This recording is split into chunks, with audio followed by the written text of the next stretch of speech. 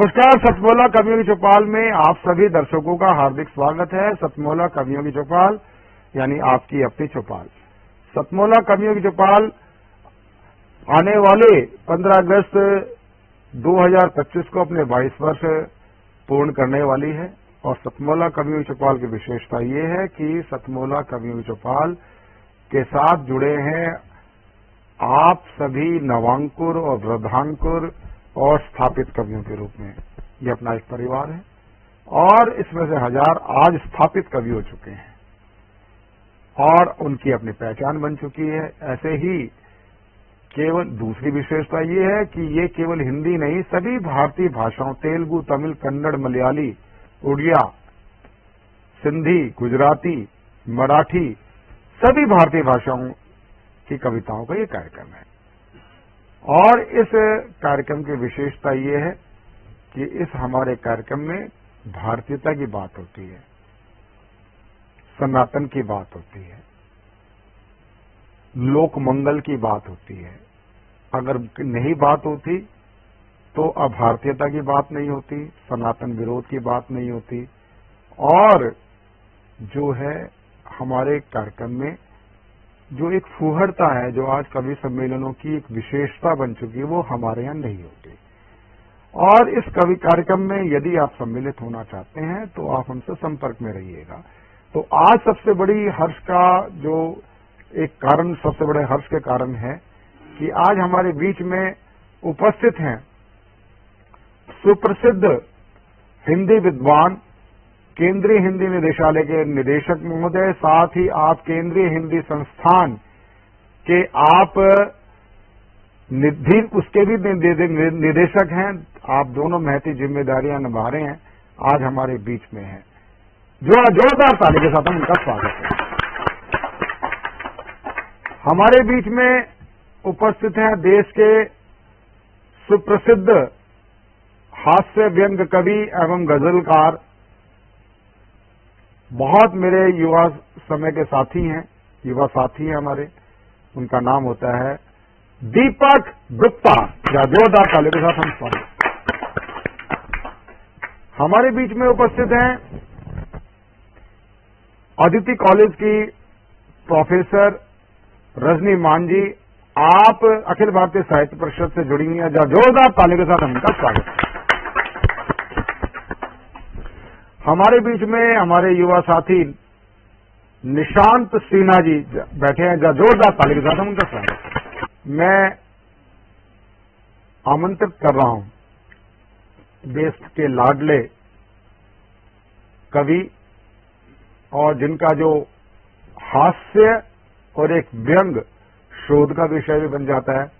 जोरदार ताली के साथ हम स्वागत करें दीपक गुप्ता।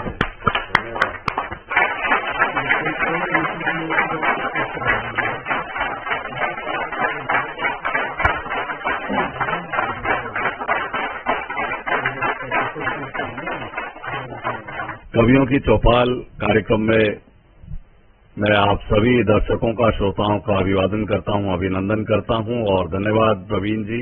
आप मुझे लगातार इस कड़ी में किसी न किसी रूप में जोड़ते रहते हैं। पुनः आपके बीच में आने का सौभाग्य मिला है।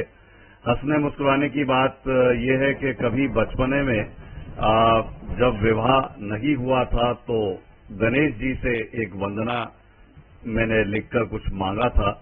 मुझे वो वंदना याद आ रही है, मैं चाहता हूं वहीं से हंसाने का क्रम शुरू करें कि ताड़ ताड़ चेहरों को ताड़ जैसा हो गया, ताड़ ताड़ चेहरों को ताड़ जैसा हो गया, झाड़ पे चढ़ा तो मैं भी झाड़ जैसा हो गया, मेरे नयनों का नीर बाढ़ जैसा हो गया और मैं जवानी में कबाड़ जैसा हो गया। धीरे धीरे हालत हुई गे जान लेवा, धीरे धीरे हालत हुई गे जान लेवा, जय गणेश जय गणेश जय गणेश देवा। और धूप बत्ती करी फल फूल भी चढ़ाए गए। ईश्वर को भी स्वार्थवश हम पूजन करते हैं कि धूप बत्ती करी फल फूल भी चढ़ाए गए, मंत्र भी पढ़े गए और शंख भी बजाए गए। नाम तेरे कितने की भंडारे कराए गए, पर टोटके भी मेरे काम नहीं आए गए। सेवा नित करता हूँ पाता नगी मेवा, सेवा नित करता हूँ पाता नगी मेवा। जय गणेश जय गणेश जय गणेश देवा। और मनुष्य की प्रवृत्ति है, भागते चोर की लंगोटी मिल जाए उसे वो भी नहीं छोड़ना चाहता कि धरती पे आया हूँ तो कुछ कर जाऊंगा, धरती पे आया हूँ तो कुछ कर जाऊंगा। दीपक हूँ तो मैं थोड़ा कम घर जाऊंगा। मेरी विनती है ये मेरी विनती जो मान ले मैं तर जाऊंगा, वरना प्रभु जी मैं कुंवारा मर जाऊंगा। ना मिले कुंवारी तो दिला दे कोई बेवा। जय गणेश जय गणेश जय गणेश देवा। और शादी जब हो जाती है तो और कष्टकारी काम हो जाता है, क्योंकि शादी के कुछ साल बाद दिलाते हुए पुराने दिनों की याद, शादी के कुछ साल बाद दिलाते हुए पुराने दिनों की याद। पत्नी ने पति से कहा, देखो जी रोशनदान पर बैठे कबूतर कबूतरी कितने ढंग से प्यार कर रहे हैं, और एक आप हैं सुबह से अखबार पढ़ रहे हैं। पति बोला, भाग्यवान तेरी बात बिल्कुल सही है, पर तू अक्ल से नहीं आंखों से काम ले। देख कबूतर तो पुराना है, कबूतरी नहीं।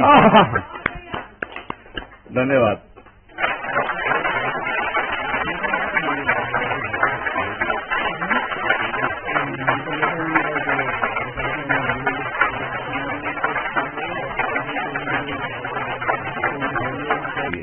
बहुत शानदार ये दीपक गुप्ता जी की एक विशेषता है, कविताओं में बड़े हल्के तौर पे विषय उठाते हैं, लेकिन उस विषय के साथ एक जो संदेश जाना चाहिए, जहां पर कविता कुछ अर्थ ना छोड़े, वो कविता का लाभ नहीं।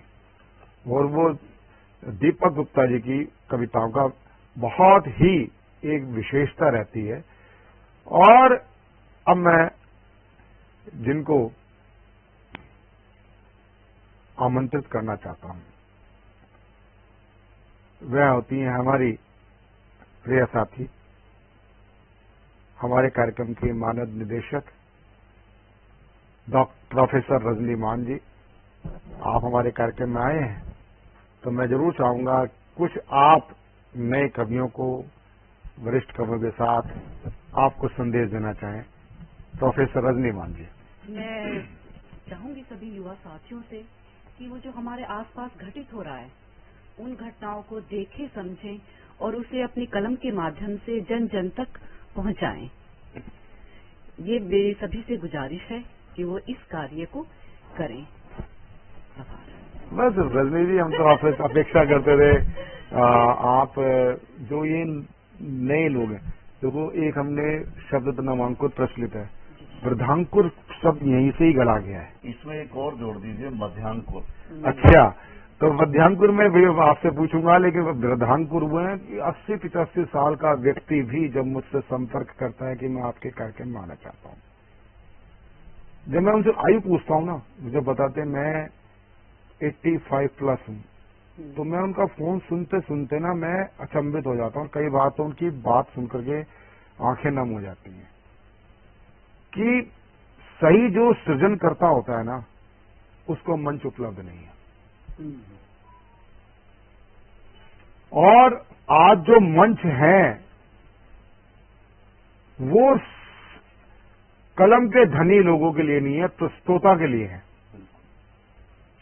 जिसका प्रस्तुतिकरण मजबूत, वो आज कवि मंच का खिलाड़ी है, उसका लिफाफा भी भारी है। और जो कलम का धनी है वो केवल पुस्तक तक ही रह जाता है, और उसकी पुस्तक कुछ लाइब्रेरी में रह जाती है, आम पाठक तक नहीं जा पाती है। उसके अंदर सब कुछ लालसा होती है कि मुझे भी एक प्रस्तुतिकरण का मौका हो। और ईमानदारी से आज भी, आज के दौर में यदि निराला, प्रेमचंद, दिनकर जैसे अपने लोग भी मंच को तरसते, आज इतनी मंच पर विद्रुपताएं आ चुकी हैं, वो फुलफिल नहीं कर सकते। इस बीच में हमारे बीच में केंद्रीय हिंदी संस्थान एवं केंद्रीय हिंदी निदेशालय के माननीय निदेशक, शिक्षा मंत्रालय, भारत सरकार से हमारे बीच में उपस्थित हैं डॉक्टर सुनील बाबूराव कुलकर्णी। जोरदार ताली के साथ हम उनका स्वागत करें। और मैं जरूर चाहूंगा कि आप नवांकुर और वृद्धांकुर को जो हमारे बीच में है, और मध्यांकुर भी हमारे बीच में है, सबको आप अपनी शुभकामना, कुछ संदेश दें। और आप चूंकि मौलिक कवि भी हैं, एक कविता भी हम आपसे सुनना चाहेंगे। जोरदार ताली के साथ हम उनका स्वागत करें।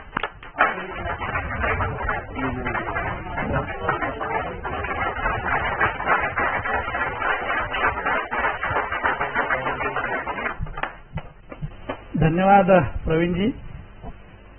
सचमुच एक अद्भुत चौपाल है जिसमें सब कवि गोपाल है और कृष्ण राधा के सानिध्य में ये जो काव्य महोत्सव आप आयोजित करते हैं वो एक नवांकुर के लिए, मध्यांकुर के लिए और वृद्धांकुर के लिए एक आशा का अंकुर है।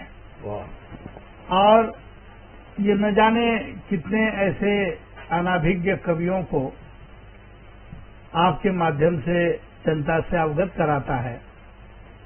आपने बहुत महत्वपूर्ण बात कही कि बहुत से कवि ऐसे हैं कि जिनमें अभिव्यक्ति की क्षमता नहीं होती है, लेकिन उनकी कलम जो है वो बहुत सशक्त होती है और बिना अभिव्यक्ति के अभाव में, संप्रेषण के अभाव में वो लोगों तक पहुंचती नहीं है। सतमौला कवियों की चौपाल के माध्यम से आप ऐसे कवियों को उजागर करने की और जनता के सामने लाने की जो अद्भुत कोशिश कर रहे हैं, मैं उसके लिए सलाम करता हूं और आपको बहुत बहुत बधाई देता हूं। ये कवि जो होते हैं उनकी अवस्था पहलवान की तरह होती है कि जैसे अखाड़ा लगता है तो डफ बजने लगता है, तो पहलवान अपने ही आप में ये सोचता है कि मुझे कब बुलाया जाएगा। वैसे जब कोई मंच सजता है तो हर कवि की ये इच्छा होती है कि उस पर मुझे अभिव्यक्ति का मौका कब मिले, और ये एक अच्छा मंच आपने इस बहाने उनको उपलब्ध कराया है। और जो एक निरंतरता आपने इस परंपरा में निभाई है वो तो बहुत ही प्रशंसनीय है, और मैं कहूंगा कि न केवल प्रशंसनीय है बल्कि आदर्श की भी द्योतक है, क्योंकि इतने लंबे अरसे से हजारों कवियों को इस प्रकार मंच देना और उसमें निरंतरता बनाए रखना, ये हर किसी के बस की बात नहीं होती है। ये प्रवीण जी जैसे प्रवीण व्यक्ति ही कर सकते हैं और उसके लिए आप बहुत बहुत बधाई की पात्र है।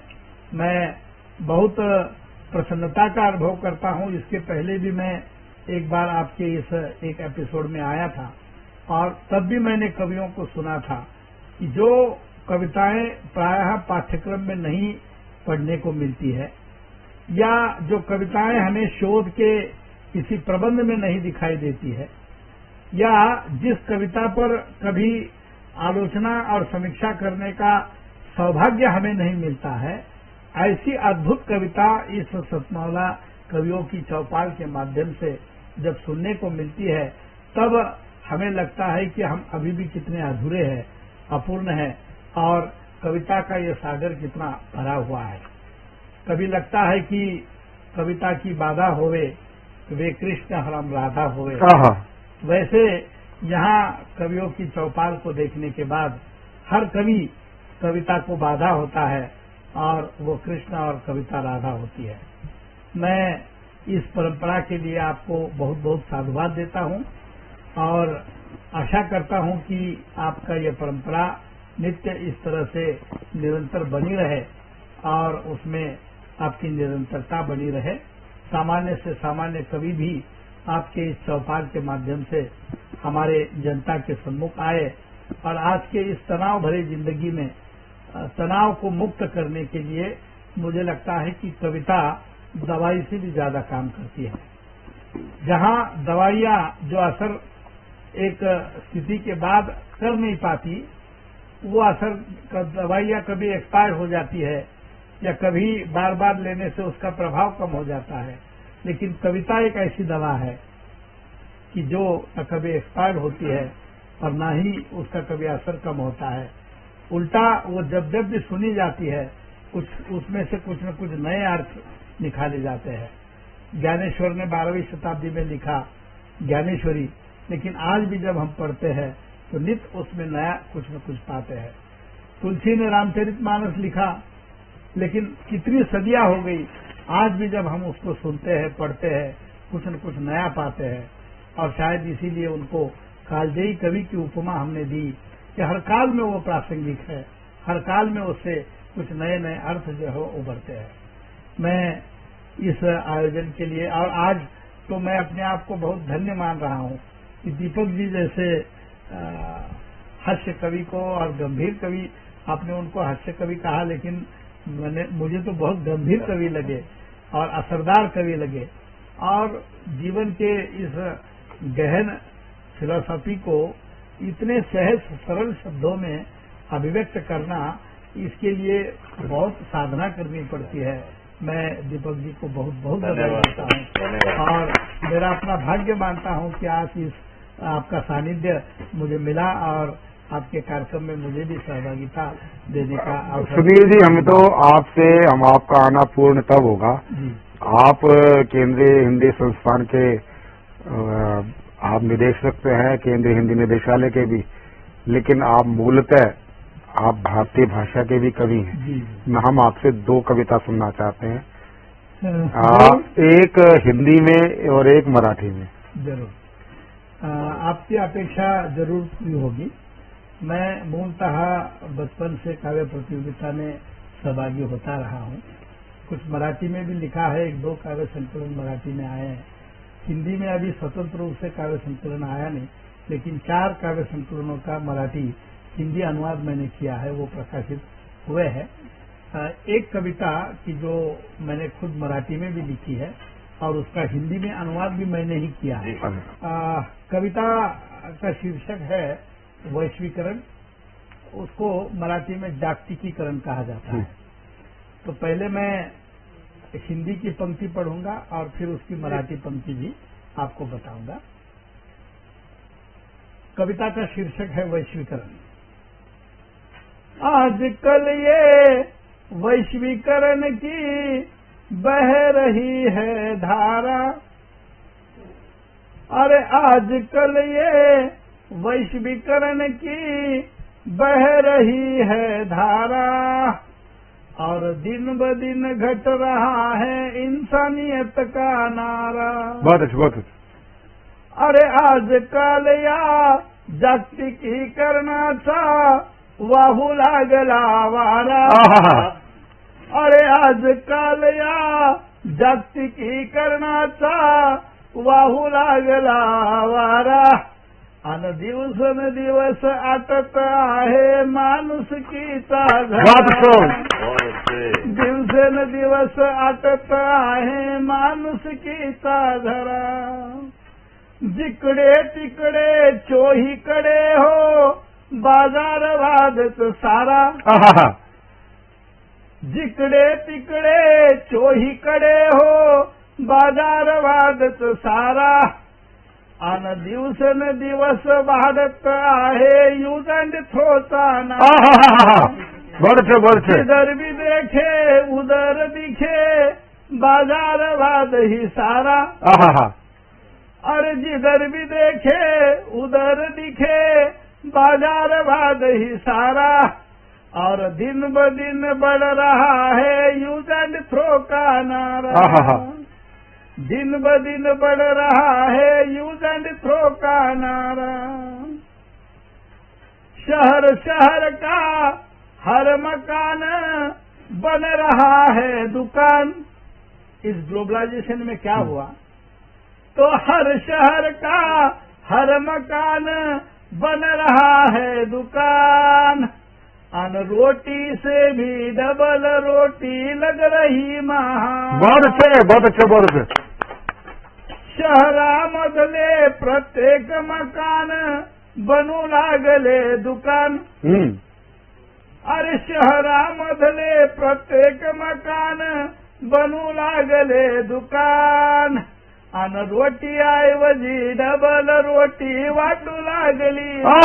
बरं, रोटी ऐवजी डबल रोटी वाटू लागली महान। घरात सगळ्या वस्तू आल्या तरी वाटू लागल्या कमी। अरे घर में सारी चीजें आई फिर भी लग रही है कम। घरात सगळ्या वस्तू आल्या तरी वाटू लागल्या कमी। अन निरुपयोगी वृद्ध सावी चालली वृद्धाश्रमी। और निरुपयोगी बूढ़े सारे जा रहे आश्रम। बहुत अच्छे, बहुत अच्छे, बहुत अच्छे। घर में सारी चीजें आई फिर भी लग रही है कम। और निरुपयोगी बूढ़े सारे जा रहे आश्रम। पावसाच्या नयनाने वाढू लागला तान। उसी को हिंदी में लिखा कि बरसात के न आने पर बढ़ रहा है गम। जब लूट लिया साहूकारों ने तो किसान तोड़ रहा है दम। बहुत अच्छे, बहुत अच्छे, बहुत अच्छे। अरे पावसाच्या नयनाने वाढू लागला तान। अन लुटले जेव्हा सावकारांनी शेतकरी सोडू लागला प्राण। जब लूट लिया साहूकारों ने तो किसान तोड़ रहा है दम। एम.ए. MPhil PhD. झाले तरी वाटू लागले कमी। शिक्षा जगत का क्या हुआ कि जब एक समय ऐसा था कि स्नातक परास्नातक होने के बाद अपने आप नौकरी लग जाती थी। इवन दो नौकरी देने के लिए सरकार घर पर आती थी, लेकिन अब उसकी कोई सीमा नहीं रह गई। और इसीलिए लिखा गया कि एम.ए. MPhil PhD. हुआ फिर भी लग रहा है कम। और सेट होकर नेट भी देकर नहीं मिल रहा वेतन। एम.ए. MPhil PhD. झाले तरी वाटू लागले कमी। आणि ये शेत होऊन नेट देऊन नाही नौकरीची हमी। पहली से ही अंग्रेजी का फड़क रहा है निशान। अब पहली से ही अंग्रेजी का फड़क रहा है निशान। और मातृभाषा और संस्कृति का घट रहा प्रमाण। पहिली पासून इंग्रजीचे फडकू लागले निशान। और पहिली पासून इंग्रजीचे फडकू लागले निशान। आणि मातृभाषा आणि संस्कृतीचे घटू लागले प्रमाण। ये वैश्वीकरण की देन है और इसीलिए ये वैश्वीकरण की कविता है। बहुत अच्छे, बहुत अच्छे, बहुत अच्छे, बहुत अच्छे। सतमोला कवियों की चौपाल में आज आनंद का विषय ये है कि जहां हमारे बीच में डॉक्टर सुनील बाबूराव कुलकर्णी जी, निदेशक केंद्रीय हिंदी निदेशालय भारत सरकार, केंद्रीय हिंदी संस्थान की भी आपके पास निदेशक की जिम्मेदारी है, दीपक गुप्ता जैसे हास्य के बाजीगर हमारे साथ बैठे हैं, और स्वर्ग जिन्होंने साध रखा है ऐसी अंतर्राष्ट्रीय कवित्री, और जिनकी मैं कई गीतों को उनको पसंद करता हूं, ऐसी देश की सर्वप्रिय कवित्री प्रीति त्रिपाठी। जोरदार ताली के साथ हम उनका स्वागत।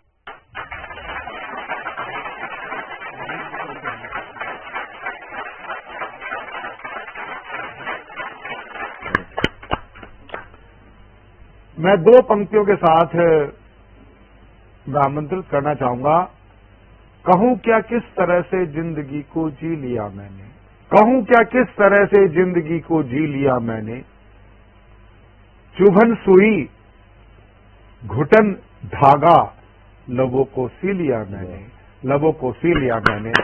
डॉक्टर प्रीति त्रिपाठी।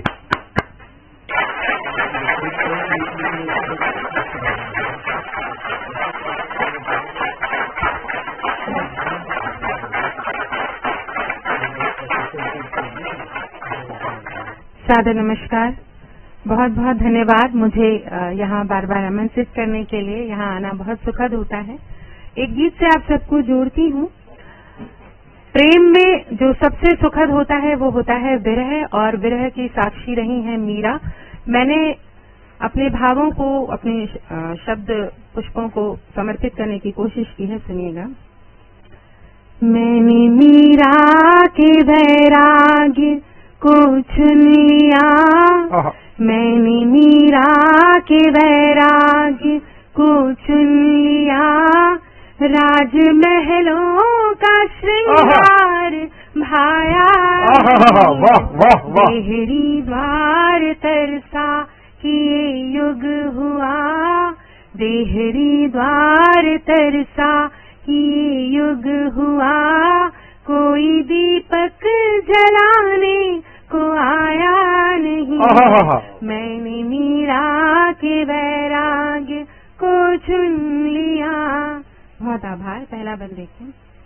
प्रेम में सौंप कर सब तुम्हारे रहे, चैन को खो दिया नींद हारे रहे, बहुत अच्छे, बहुत अच्छे, बहुत अच्छे।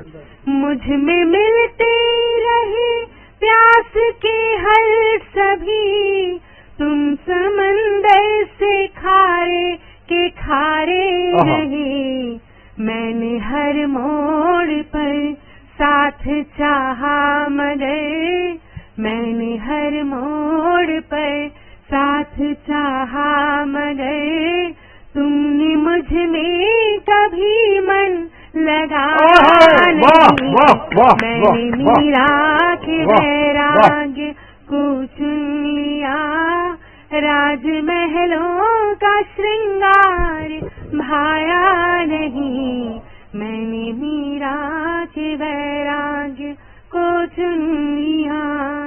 और जीवन कैसा होता है? रीतियां रीतियां खामोशियां साथ चलती रही अनवरत ठाठ से, रीतियां रीतियां और खामोशियां साथ चलती रही अनवरत ठाठ से, साथ दो पल का भी ना सुखद हो सका, दंश इतने मिले हो गए काठ से, इस चकाचौंध में कोई सूरज मेरे, इस चकाचौंध में कोई सूरज मेरे, आंसुओं की नमी को पाया नहीं, मैंने मीरा के वैराग्य को चुन लिया, राजमहलों का श्रृंगार भाया नहीं, देहरी द्वार तरसा किए युग हुआ, कोई दीपक जलाने को आया नहीं, मैंने मीरा के वैराग्य को चुन लिया। धन्यवाद। ये थी डॉक्टर प्रीति त्रिपाठी। आपने सुना, डॉक्टर साहब आपने भी देखा, ये एक ऐसी कवित्री है कि आज मंच पे कई प्रकार के कविताओं के प्रतिनिधि हैं। ये डॉक्टर प्रीति त्रिपाठी एक अलग अनूठी विलक्षण इसमें जो है कि एक तो सबसे बड़ी बात है मौलिकता, दूसरी बात है कि इनके कई गीतों के अंदर जो वो है वो कभी इनकी कविता गांव में चली जाती है और कभी कविता इनकी अतीत में चली जाती है और कभी कविता के अंदर अभी जो कविता थी मीरा का, जो एक पूरे भाव के साथ इस कविता को जिस ढंग से प्रस्तुत किया, मैं बहुत बहुत साधुवाद करता हूं।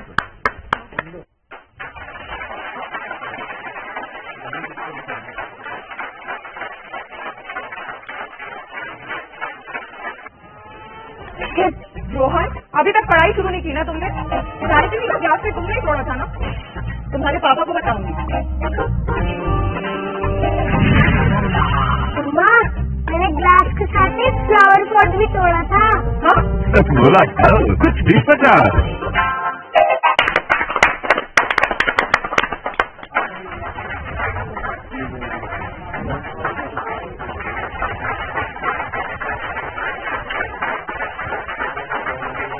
तो साथियों, अंतराल के बाद में एक बार फिर से स्वागत है आपके अपने मनपसंद कार्यक्रम जिसका नाम होता है सतमोला कवियों की चौपाल। अभी आप देश के उन शीर्षस्थ कवियों को सुन रहे थे, उन विचारों को सुन रहे थे जिनको सुन करके एक नई मन में कविता करने का सृजन और संकल्प बन लेता है। साथियों, आज कई ऐसे लोग हमारे बीच में फिर से जुड़ चुके हैं कवि के रूप में, जिन्होंने अपनी कलम से जब शुरुआत की थी तो वो शुरुआत थी, लेकिन आज उनके शब्दों के जो बोल हैं वो बोल किसी परिचय के मोहताज नहीं है। साथियों, आज उन्हीं कवियों में से जब मैं एक पहली कवित्री को आपके सामने प्रस्तुत कर रहा हूं तो उनका परिचय अगर दें तो परिचय ये होता है कि उन्होंने एक संस्थापक हैं साहित्य पीडिया जैसे बड़े समूह की। 15 से अधिक पुस्तकें उनके स्वयं के माध्यम से प्रकाशित हो चुकी हैं और आज उन्हीं 15 पुस्तकों में से 2 पुस्तकें भी वह हमारे बीच में लेकर के आई हुई हैं चांद से बातें हमारी और मेघ गोरे हुए सांवरे। ये आप पुस्तकें देख सकते हैं। ये पुस्तकों की वजह से आप देखिएगा कि क्या उनका अपना स्वयं का साहित्यिक एक विशेषताएं हैं। साथियों, आज वो एक कविता हमारे बीच में जो लेकर के आ रही है, उस कविता ने हमें ये संदेश दिया है कि जितना मन भावुक होगा, ये उनके कविता के बोल हैं, जितना मन भावुक होगा उतना ही दुर्बल होगा। तो भावनाओं को नियंत्रण करना जिसने सीख लिया, ये बताने के लिए हमारे बीच में मुरादाबाद से पधार रही हैं डॉक्टर अर्चना गुप्ता।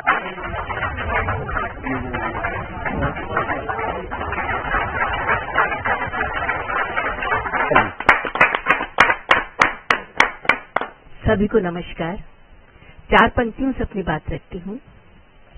गीत मेरा धर से जो तूने छुआ, एक प्यारा सा एहसास दिल को हुआ, बज उठी मन तरफ सैकड़ों घंटियां, बज उठी हर तरफ सैकड़ों घंटियां, जैसे पूरी हुई कोई मेरी दुआ, जैसे पूरी हुई कोई मेरी दुआ। और इसी के साथ मैं एक वही मन का एक गीत रखती हूँ, सुनिएगा। जितना ये मन भावुक होगा उतना ही दुर्बल होगा, जितना ये मन भावुक होगा उतना ही दुर्बल होगा जी, उतना ही इसको दुख होगा जितना ये निश्चल होगा। क्या बात है, वाह। उतना ही इसको दुख होगा जितना ये निश्चल होगा। कोई नहीं किसी का जग में बात समय ने सिखलाई, कोई नहीं किसी का जग में बात समय ने सिखलाई, यही सभी के जीवन की है सीधी कड़वी सच्चाई, यही सभी के जीवन की है सीधी सच्ची सच्चाई। इस अनुभव का भान सभी को आज नहीं तो कल होगा। क्या बात है, वाह। इस अनुभव का भान सभी को आज नहीं तो कल होगा। जितना ये मन भावुक होगा उतना ही दुर्बल होगा। अगला अंतरा कहती हूँ, रिश्ते नाते जुड़े हुए हैं बस सांसों के बंधन से। रिश्ते नाते जुड़े हुए हैं बस सांसों के बंधन से। और टूटते ही ये सांसें विस्मित हो जाते मन से। और टूटते ही ये सांसें विस्मित हो जाते मन से। देख देख कर फिर हर कोई कैसे नहीं विकल होगा। देख देख कर फिर हर कोई कैसे नहीं विकल होगा। जितना मन ये भावुक होगा उतना ही दुर्बल होगा। अपने लिए कहाँ जी पाए हम जी भर कर ये जीवन। अपने लिए कहाँ जी पाए हम जी भर कर ये जीवन। एक समस्या खत्म हुई तो खड़ी दिखी दूजी उलझन। एक समस्या खड़ी हुई तो दिखी दूजी उलझन।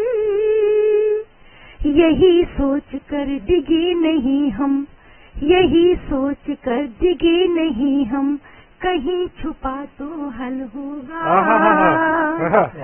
जितना मन ये भावुक होगा उतना ही दुर्बल होगा। स्वार्थ भरा है दिल में इतना नहीं रहा अब अपनापन।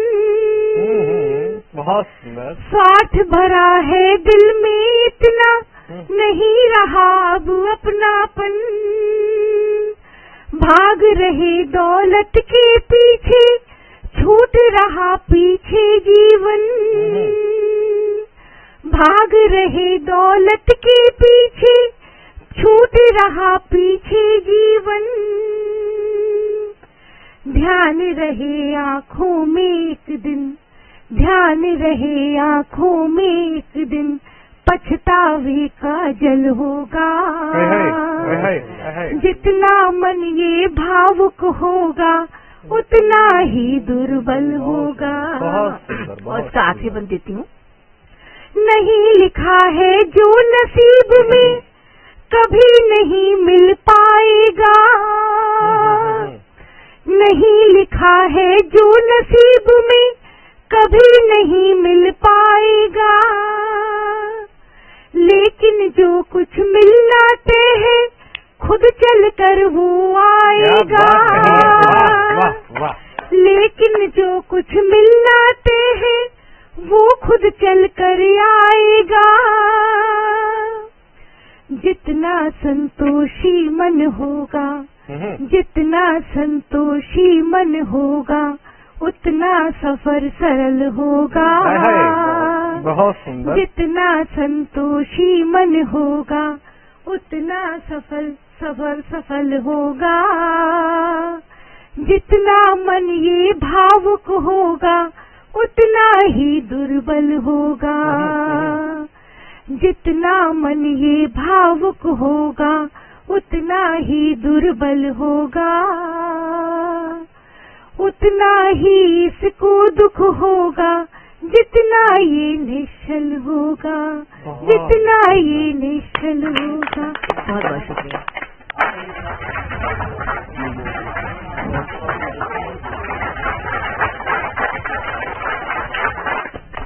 साथियों, जब ये गीत सुन रहे थे तो भावनाओं को बार बार जब सुना तो एक देश की वह भावना याद आई जब हाल ही में हमारे देश के ऊपर एक आतंकी हमला हुआ और भावनाओं में हमें ये लग रहा था कि आज शाम को ही आक्रमण होना चाहिए, लेकिन भावना पर नियंत्रण करते हुए कुछ विचार करके दुष्टों को उनकी छठी का दूध याद जरूर दिलाया जाएगा, पाकिस्तान को मिट्टी में जरूर मिलाया जाएगा।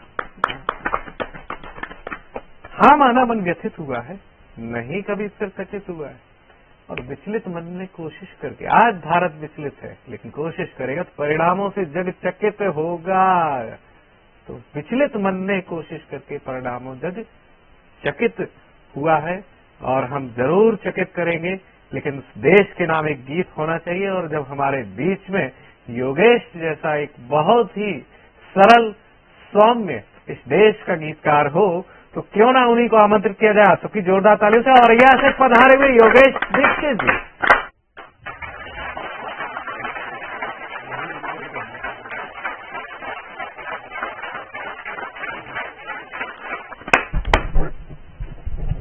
सभी को नमस्कार। मां शारदे की वंदना में एक छंद रखता हूं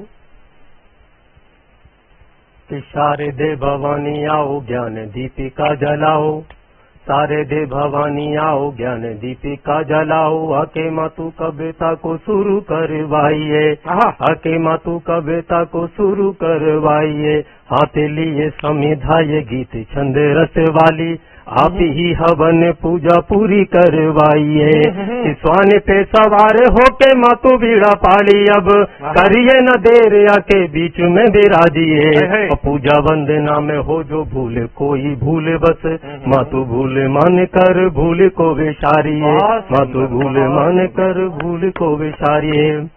आइए, आज गांव से शहरों के लोग पलायन कर रहे हैं, लेकिन हमारी संस्कृति, हमारी परंपराएं यदि ये जीवित है तो उनके पीछे हमारे गांव ही है। तब चार पंक्तियां और रखता हूं और आप सभी का समर्थन चाहता हूं कि पला बड़ा है भारत जिससे, कि पला बड़ा है भारत जिससे वो भाव भी जिंदा रखने हैं, कि पला बड़ा है भारत जिससे वो भाव भी जिंदा रखने हैं, और शहरों में मिलने वाले दिल में घाव भी जिंदा रखने हैं। और ये अपनापन, ये संस्कार शहरों में मिलने वाले ना, अरे शहर बसाना अच्छा है पर गांव भी जिंदा रखना। वाह वाह वाह योगेश भाई वाह, बहुत बहुत आभार। आइए मैं सीधा अपने अब गीत की ओर चलता हूं।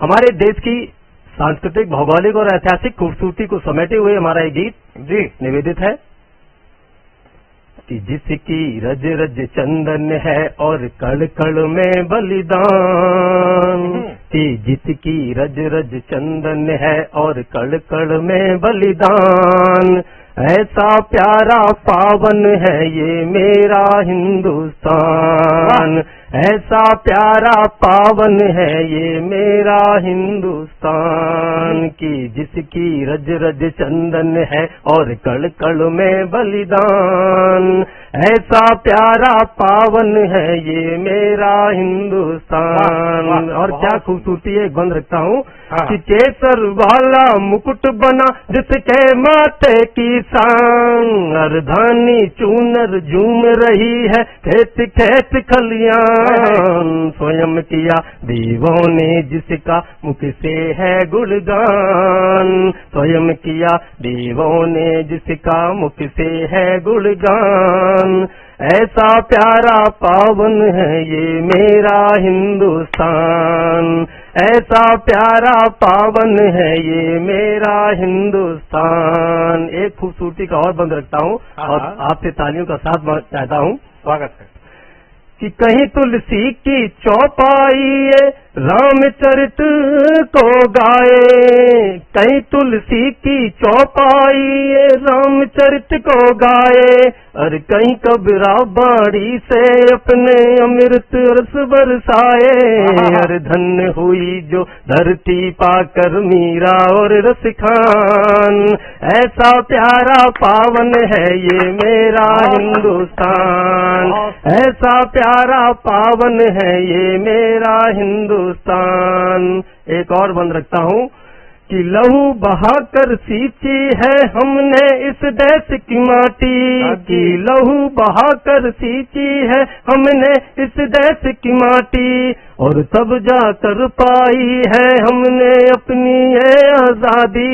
और वीरों की परपाटी वाला मेरा ये अभिमान, ऐसा प्यारा पावन है ये मेरा हिंदुस्तान, ऐसा प्यारा पावन है ये मेरा हिंदुस्तान। अगला बंद है कि लुटे पिटे कितने लौटे कितनों को हैं दफनाए, जीते कितने ही महासमर इतिहास कहे गाथाएं। अर केसरिया अर केसरिया अर केसरिया स्याही से जिसका लिखा है गौरव गान, ऐसा प्यारा पावन है ये मेरा हिंदुस्तान। बहुत बहुत आभार श्री।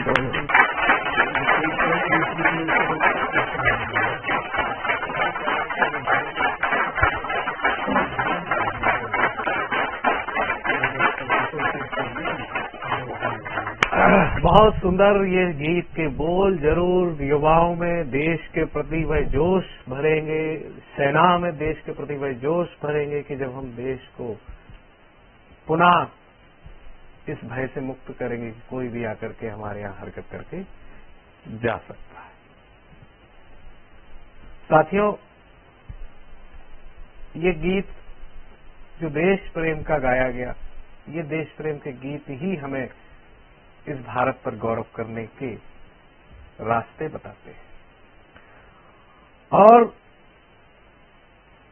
देश की सुरक्षा की बात होगी तो देश के बेटों की सुरक्षा की बात होगी, देश की बेटियों की सुरक्षा की बात होगी। बेटियां कभी भी भारत भूमि पर एक कालखंड में एक दौर रहा जिस दौर में बेटियों को पीछे करना पड़ा, लेकिन भारत की संस्कृति ने कभी नहीं चाहा कि बेटियां पीछे रहें। सनातन वैदिक संस्कृति से आप देखिएगा कि बेटियों ने अपनी वैदुष्य से संपूर्ण विश्व में अपने नाम का परचम लहराया है। और आज भी बेटियां नए नए अध्याय लिख रही हैं, ये बताने के लिए कि बेटी की माँ एक नहीं बल्कि दो बेटियों की माँ इंदु तिवारी, इंदु जी हमारे बीच में आ चुकी है नैनीताल से। आप सब जोरदार करिए स्वागत।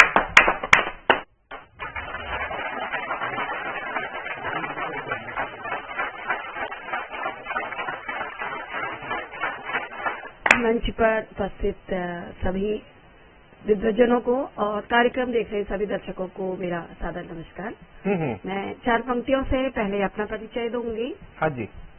जन्म लिया जिस धरती पर उस धरा पर मैं बलिहारी हूँ, जन्म लिया जिस धरती पर उस धरा पर मैं बलिहारी हूँ, प्यास बुझी जिस अमृत सर से उस धारे नौले की आभारी हूँ, पूर्ण पिता और मातु चंद्र की ऋणी सदा उपकारी हूँ, तालों के शहर नैनीताल में उपाध्याय वंश की नवासी हूँ, तालों के शहर नैनीताल में उपाध्याय वंश की नवासी हूँ कन्या में द्वाराहाट सगनेटी की, हूँ कन्या में द्वाराहाट सगनेटी की और बेताल घाट की बुआरी हूँ, और बेताल घाट की बुआरी हूँ। आगे अपनी एक रचना शुरू कर रही हूँ कि बेटियां हमारी आज किस क्षेत्र में आगे नहीं है, सभी क्षेत्र में आगे हैं, लेकिन कभी कहीं पर ऐसा भी है कि बेटियों को अभी भी आगे बढ़ने से रोका जाता है। तो शुरू के बंध में वो बेटियां अपने समाज से और माता पिता से प्रश्न भी पूछ रही हैं और उसके बाद बेटियों का ही गान है। जी ध्यान दीजिए।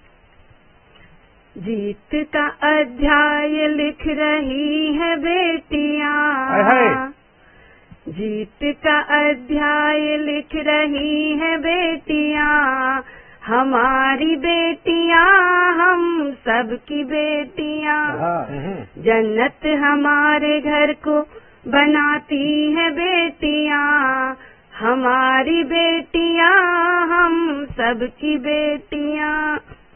क्यों भेद बेटे बेटी में करते हैं यहाँ लोग, बेटी को खरा और हमें खोटा क्यों कहते लोग, क्यों कोख में ही हमको मार डालते हैं लोग।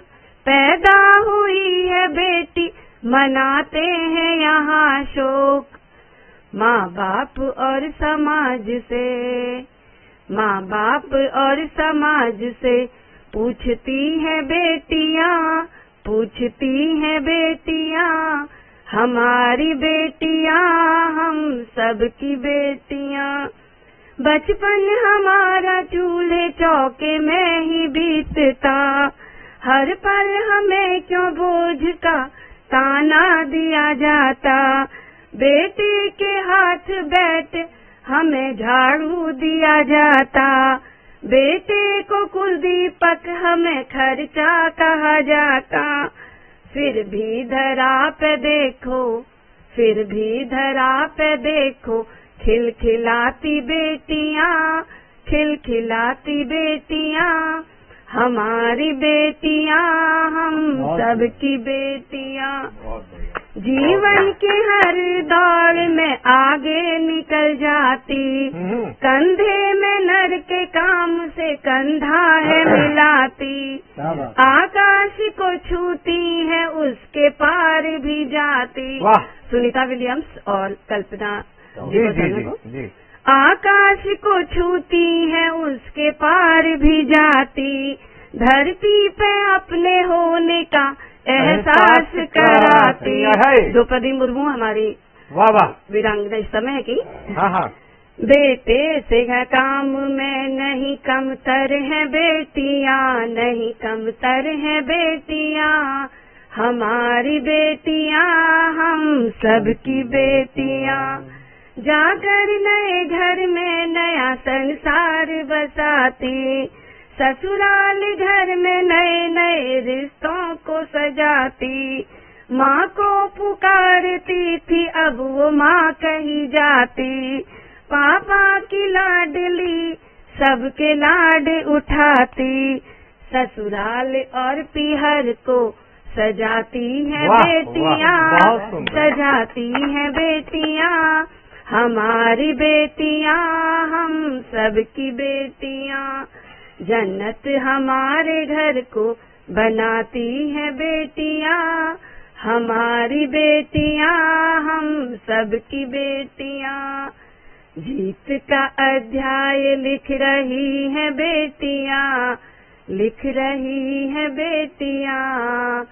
हमारी बेटियां हम सबकी बेटियां।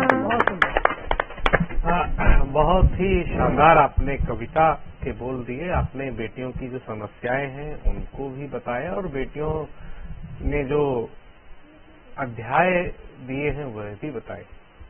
लेकिन आपने बेटियों की बात की तो बेटों की बात भी होनी चाहिए, और बेटों की बात करने के लिए इस देश का एक बेटा यहाँ उपस्थित है।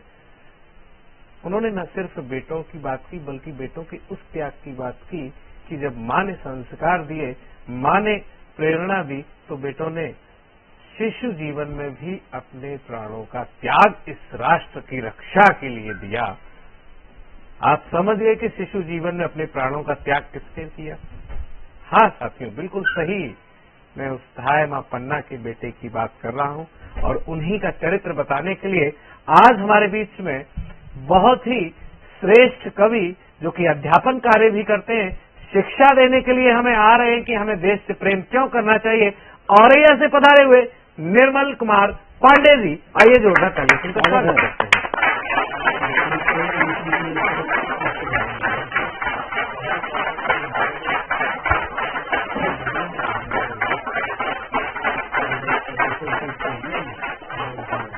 नमस्कार बंधुओं, आप सबका स्वागत है।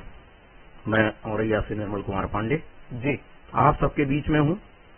आज पहलगाम में आतंकियों का हमला हुआ। हमारे देश के कई जवान, वीर नौजवान दिवंगत हुए, लेकिन तब मुझे धाय माँ पन्ना का त्याग याद आता है। जिस प्रकार से धाय माँ पन्ना अपने पुत्र की बलिदानी देने के बाद धैर्य के साथ अपना जीवन आगे को बढ़ाती है और कुंवर की रक्षा करती है, उसी क्रम को मैं आगे बढ़ाते हुए आप सबके बीच में हूँ। शुभ्र चंद्र की धवल चांदनी नव जलथल चंगोर बिछी थी, बात आंगन से खड़ी झांकती दो आंखों में विजय छिपी। मन पर तो था मिलान भाव, कुछ अधरों पर मुस्कान बड़ी थी, शब्द शब्द करोड़ों में गुंजित लेकर अद्भुत भाव खड़ी थी। हंसने रोने का मूल भूल वह तजकर सारे क्लांत खड़ी थी, निज सुत की बलि दे दी फिर भी पन्ना बिल्कुल शांत खड़ी थी। धायमापन्ना चित्तौड़गढ़ किले से 160 किलोमीटर दूर कुंभलगढ़ किले में कुंवर को लेकर के पहुंचती है और वहां पर सुरक्षित करने के बाद बातान के सामने खड़ी हुई है। उस समय का ये दर्शन है। और जब वो जाकर के लेट जाती है तो उसको स्वप्न आता है। स्वप्न में पुत्र चंदन सामने आकर के प्रश्न करता है। वो प्रश्न भी आप लोगों के सामने मैंने प्रस्तुत करने का प्रयास किया है। जाकर लेट गई सैया पर, कुछ कम मन का भार हुआ था, पलकें कुछ बोझिल हुआई, श्रम का भी कुछ बार हुआ था। आंख लगी आंखों में सपना देखा, चंदन लाल खड़ा है, कर रहा शिकायत है माँ से, बन प्रश्नों की माल खड़ा है। रो रो कर फिर बोला चंदन, माँ कैसी ममता दिखलाई, डाल खड़क के नीचे मुझको कैसे शांति मात तुम पाई, नहीं कलेजा कांपा था माँ कैसे तू निष्ठुर बन पाई, आन मात की रक्षा वर को क्यों माँ मेरी बलि चढ़ाई, होकर दृढ़ में कहता हूँ माँ कोई मान नहीं पाऊंगा, कुटिल काल के बिहू जाल में फंस करके रह जाऊंगा, कुटिल काल के बिहू जाल में फंस करके रह जाऊंगा। मान कहाँ देती है दुनिया बेचारे दास दासियों को, मान कहाँ देती है दुनिया बेचारे दास दासियों को, मान कहाँ देती है दुनिया शोषित दलित प्राणियों को, मान कहाँ पाता है कोई अपने, मान कहाँ पाता है कोई अपने जीवन प्राणों का, मान कहाँ पाता है कोई अपने जीवन प्राणों का। तुम वो मात्र भागी माँ हो जो सुत की बलि चढ़ा आई, और पुत्र की बलिदानी पर रो भी जो ना खुलकर पाई। दर्द अवश्य सीने में होगा, संतति सुख सबको भाता है, कष्ट देखकर निज संतत पर पंछी तक बलि बलि जाता है, पंछी तक बलि। अब धाय माँ चंदन के इस प्रश्नों का उत्तर देती है। सत्य वचन है बेटा तेरा, अपने लिए सभी जीते हैं, लोक अर्थ हित जीने वाले नहीं रहे कोई रीते हैं। वचन दिया जो महारानी उसका भी मान बचाना था, वचन दिया जो महारानी को उसका भी मान बचाना था, लोक धर्म की रक्षा को सुत अपना भी वचन निभाना था। तुम तो केवल मेरे सुत हो, ये दुख भी मात्र हमारा है। उदय सिंह है सुत राणा का, जो जन का मात्र सहारा है। वाह, तेरे प्राणों की रक्षा से होती केवल मैं अब सिंचित, और कुंवर की रक्षा से अब होगा पूरा राज अचिंतित। सुनो राज की रक्षा को, सुनो राज की रक्षा को सब हंसकर प्राण दिया करते हैं, बरबरी के निज हाथों से खुद सरकार दान किया करते हैं। वाह, क्या बात है। बरबरी के निज हाथों से खुद सरकार दान किया करते हैं। जब अर्जुन सुत अभिमन्यु भी बलिदान हुआ रणवेदी पर, तब राजकुंवर की रक्षा को मैं चढ़ा सची सुत वेदी पर। चिंता तेरी जायज है, पर बलिदान व्यर्थ ना जाता है, पाषाणों में दब जाने पर भी बीज अंकुरण पा जाता है। तेरा भी बलिदान है चंदन इस तरह व्यर्थ ना जाएगा, मेवाड़ राज्य के मस्तक पर ये हीरे सज जाएगा। जब कोई यशगान लिखेगा, जब कोई यशगान लिखेगा मेवाड़ी विजय कहानी का, तब उसको लिखना ही होगा मान तुम्हारी बलिदानी का, मान तुम्हारी बलिदानी का। जय हिंद, जय भारत। बहुत ही शानदार, जो त्याग की भावना से भरा हुआ माँ का हृदय आपने प्रस्तुत किया, वैसे त्याग जो था वो इस राष्ट्र के लिए था। और ऐसे तमाम त्याग करने के लिए इस राष्ट्र की माताओं ने हमेशा अपने आप को आगे रखा है, और तभी संपूर्ण विश्व में अगर किसी देश की सेना से लोग कांपते हैं तो वे भारत की सेना से भी कांपता है।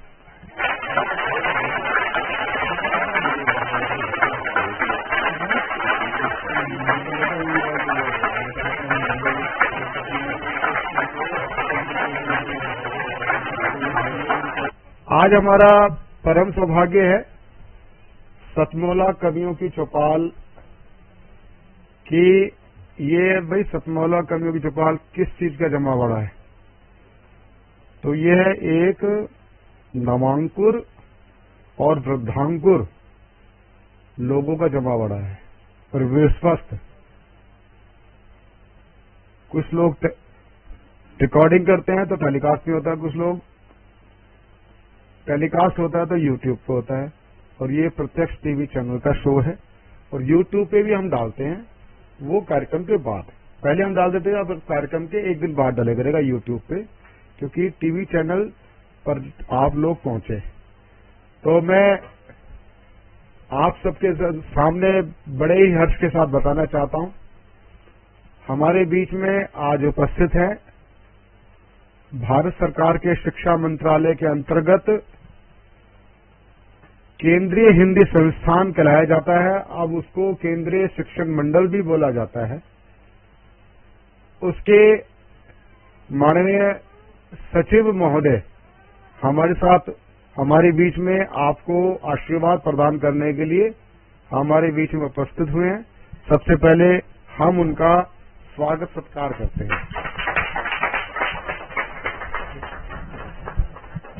प्रशांत अवस्थी जी और दीपक जी हाथ लगाएं।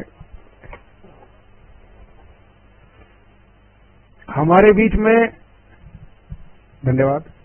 हमारे बीच में देश के लाडले हास्य कवि, हास्य गजलकार, देश में ही बल्कि विश्व विख्यात अंतर्राष्ट्रीय कवि हमारे बीच में उपस्थित हैं दीपक गुप्ता जी। आप जानते हैं, जोरदार ताली के साथ हम स्वागत करें। और दीपक गुप्ता जी अल्लड़ बीकानेरी जी के बाद उसी परंपरा के एकमात्र हास्य कवि हैं जो अपना हास्य गजलों के माध्यम से रखते हैं। जोरदार पुनः एक बार ताली बजाएं। सबसे पहले हमारे बीच में पुष्पेंद्र कुमार शर्मा जी, आप नोएडा गाजियाबाद से पधारे हैं। जोरदार ताली के साथ पुष्पेंद्र जी बीच में आ जाओ, जो है ना बीच, पुष्पेंद्र जी बीच में आ जाओ। श्री ठीक नेक्स्ट श्री हरकीरत सिंह ढींगरा जी, सरदार हरकीरत सिंह ढींगरा जी, जोरदार ताली के साथ नोएडा से। रमा त्यागी जी गाजियाबाद से, रमा त्यागी जी गाजियाबाद से, जोरदार ताली के साथ। विशेष आजाद मुरादाबाद से, ठीक।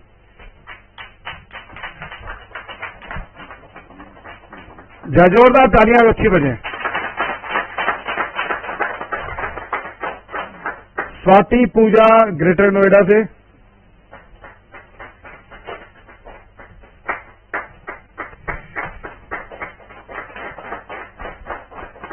मंजू आहूजा जी गुरुग्राम से। ये आपका स्वागत सम्मान जो करा रहे हैं ना, केंद्रीय हिंदी संस्थान हिंदी को समर्पित संस्था है, शिक्षण, प्रशिक्षण और अवसर, सुअवसर प्रदान करता है। तो मैं एक बड़ा कवि सम्मेलन केंद्रीय हिंदी संस्थान में करने वाला हूं और उसमें पूरे दिन का होगा, चाहिए पूरे दिन का होगा। आइए नीलम गुप्ता जी, नीलम कुमार, डॉक्टर नीलम कुमार, डॉक्टर नीलम कुमार मेरठ से, जोरदार ताली के साथ। डॉक्टर सरोज दुबे मेरठ से, जोरदार तालियां। डॉक्टर विभाव प्रकाश लखनऊ से, प्रवीण रंजन जौनपुर से,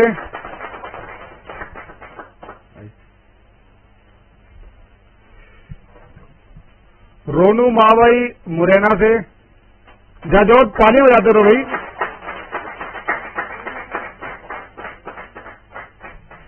रुचिका राणा गाजियाबाद से,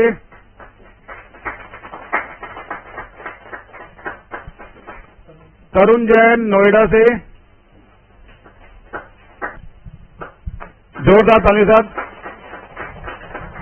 अंजना जैन नोएडा से, आओ जल्दी आओ।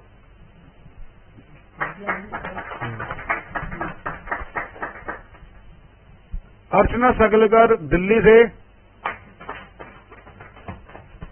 सुहाना सकलकर दिल्ली से,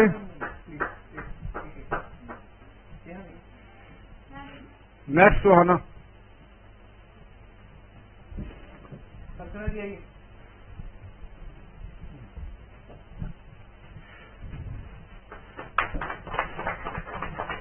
डॉक्टर प्रीता वाजपेयी प्रयागराज से, प्रयागराज के लोग आगे आ जाओ।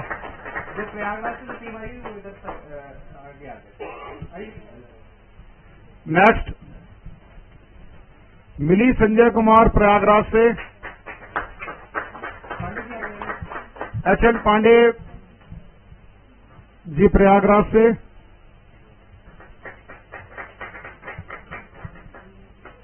जल्दी आइए जल्दी। जब तालियां बजे तो ढंग से बजे ना।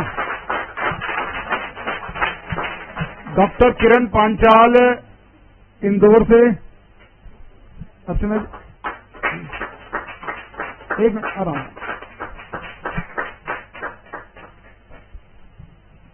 आइए जोरदार ताली के साथ। मनीषा मनी अलीगढ़ से, डॉक्टर मनीषा मनी अलीगढ़ से। निशांत दुबे नोएडा एक्सटेंशन।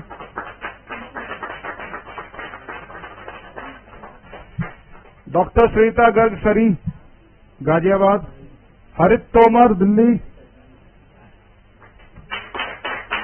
डॉक्टर दिनेश चंद्र अवस्थी लखनऊ।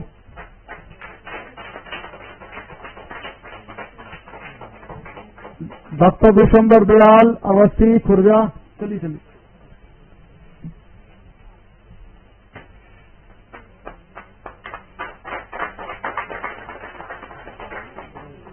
रजनी मान जी हमारे मानद निर्देशक हैं। आइए रजनी जी, आइए मेरे साथ आइए ना, आइए आइए। जोरदार ताली के साथ। अभी रुक जाओ। योगेश दीक्षित जी औरैया से। डॉक्टर निर्मल पांडे जी औरैया से।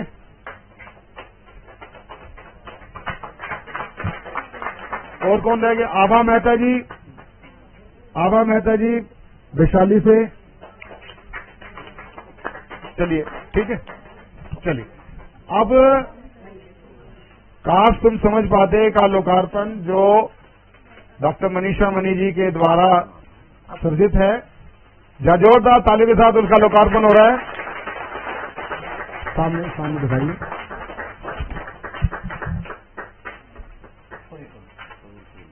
और मोदी जी की तरह कागज अपने हाथ पर रखने।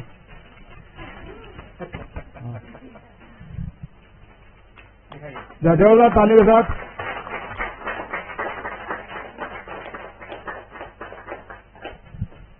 बहुत बहुत धन्यवाद। और अब एक स्वागत मैं करवाना चाहूंगा। हमारी मानद निदेशक रजनी मान जी हमारे बीच में उपस्थित है। जोरदार तालियों के साथ हमारे नई मानद निदेशक जी का।